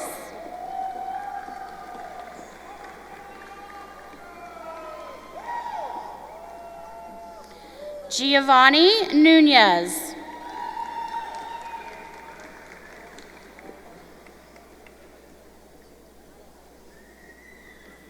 Serena Gibson.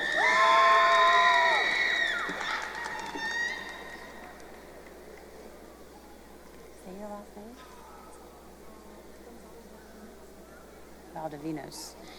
Emily Gonzalez Valdivinos.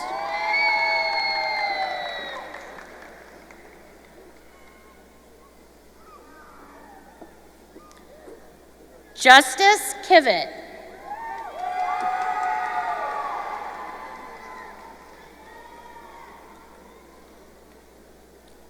Sarah Robertson.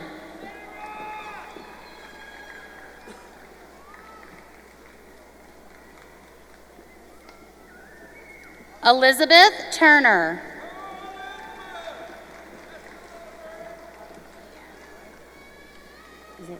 Villanueva. Violet Villanueva.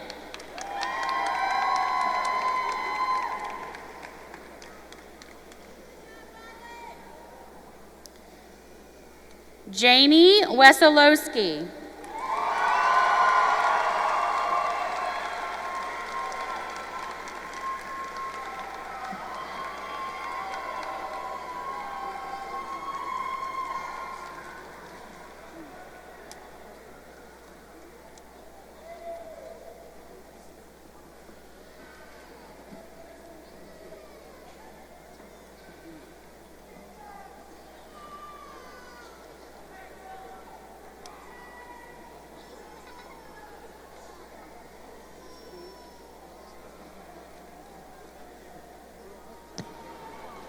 All right, ladies and gentlemen, let's have one more round of applause for all our 2025 graduates.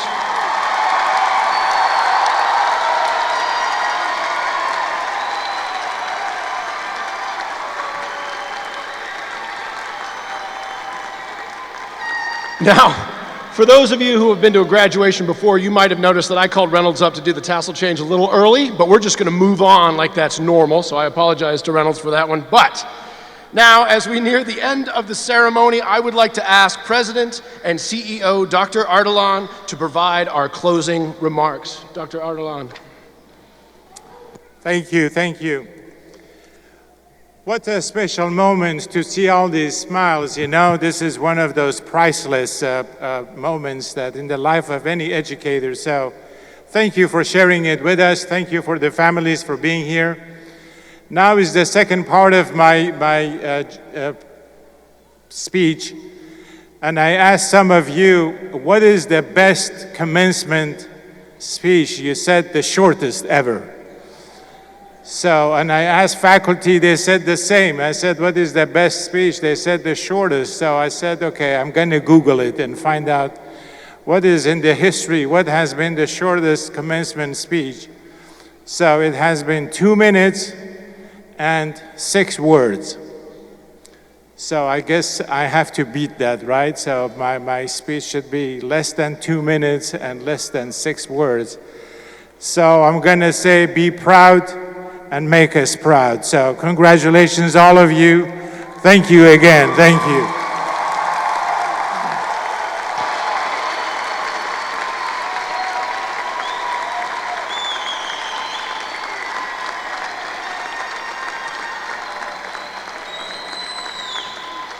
Wonderful. Thank you, Dr. Ardalan. Families and friends, now we kindly ask that you remain in place until all graduates have exited the arena floor, and then you are invited to meet your graduate in the lobby of the Special Events Center Hall A. There you'll find a photo backdrop and our RCC Armadillo mascot, perfect for capturing this memorable night. Now graduates, as you leave through Hall A, don't forget to pick up a special gift from us as a token of our pride in you. Thank you all for celebrating with us this evening. Good night, congratulations, and please travel home safely. Yeah, you can throw your hats if you want. Let's go. Yeah. Yeah, I'd say go for it.